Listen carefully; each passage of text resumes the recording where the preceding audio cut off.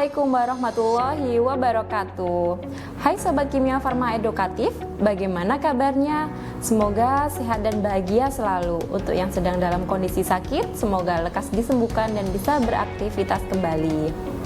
Perkenalkan, saya Apoteker Idam Titis Permana. Saat ini saya bertugas di Apotik Kimia Farma Lamongan, unit bisnis Gresik.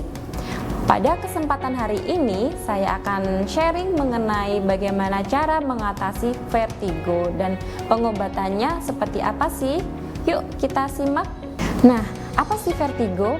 Mungkin beberapa di antara Sobat KF juga banyak yang mengalami rasa pusing atau sakit kepala. Yang membedakan antara vertigo dengan sakit kepala yang lainnya adalah vertigo memiliki ciri yang spesifik, yaitu di mana penderitanya merasa dirinya atau sekelilingnya berputar. Meski seringkali dianggap sebagai suatu penyakit, vertigo sebenarnya merupakan gejala dari penyakit atau kondisi lainnya.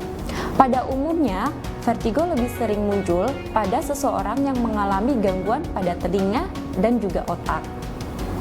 Selain pusing berputar, vertigo juga dapat disertai gejala lainnya seperti rasa mual, muntah, gerakan bola mata yang tidak normal, serta tinnitus atau telinga berdengung.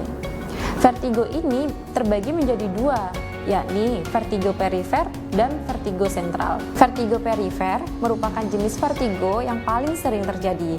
Vertigo jenis ini disebabkan oleh gangguan pada telinga bagian dalam yang berfungsi untuk menjaga keseimbangan tubuh, yaitu biasanya terjadi gangguan pada labirin vestibular atau vestibular labirin. Selain di bagian dalam telinga, gangguan juga dapat terjadi pada syaraf vestibular, yaitu saraf yang terletak di antara telinga bagian dalam dan batang otak.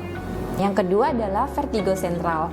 Vertigo sentral ini disebabkan oleh gangguan pada otak atau sistem saraf pusat. Gangguan tersebut dapat disebabkan oleh beberapa kondisi. Di antaranya adalah cedera pada bagian kepala dan leher, multiple sklerosis atau penyakit autoimun yang menyerang sistem saraf, kemudian stroke, migrain, tumor, baik tumor jinak maupun juga tumor ganas yang terjadi pada sistem saraf, kemudian penyakit Parkinson, diabetes, dan juga penyakit sifilis. Gejala tersebut dapat berlangsung selama beberapa menit hingga jam dan bisa terjadi secara terus-menerus ataupun hilang timbul. Pada vertigo yang parah, gejala juga dapat berlangsung selama beberapa hari bahkan bulan. Vertigo perifer umumnya lebih cepat berakhir, sedangkan untuk vertigo sentral cenderung durasinya lebih lama. Bagaimana sih cara mengatasi rasa tidak nyaman yang disebabkan oleh vertigo? Untuk pengobatan vertigo ini tergantung pada penyebabnya. Metode pengobatannya dapat berupa penanganan mandiri di rumah ataupun dengan penggunaan obat-obatan dan tindakan medis yang dilakukan oleh dokter. Pada banyak kasus, vertigo juga dapat sembuh dengan sendirinya tanpa pengobatan apapun. Untuk membantu meredakan gejala vertigo, ada beberapa hal yang dapat kita lakukan. Di antaranya adalah yang pertama, jangan banyak bergerak. Yang kedua, duduk atau berbaring saat gejala terjadi. Jika terpaksa, maka lakukan aktivitas secara berlahan. Yang ketiga, hindari mengubah posisi tubuh secara tiba-tiba atau terlalu cepat. Lakukan dengan cara berlahan. Yang keempat, jangan membaca tulisan apapun saat gejala terjadi karena akan memperparah rasa pusing yang dialami. Yang kelima, hindari sinar yang terlalu terang. Yang keenam, minum banyak air putih.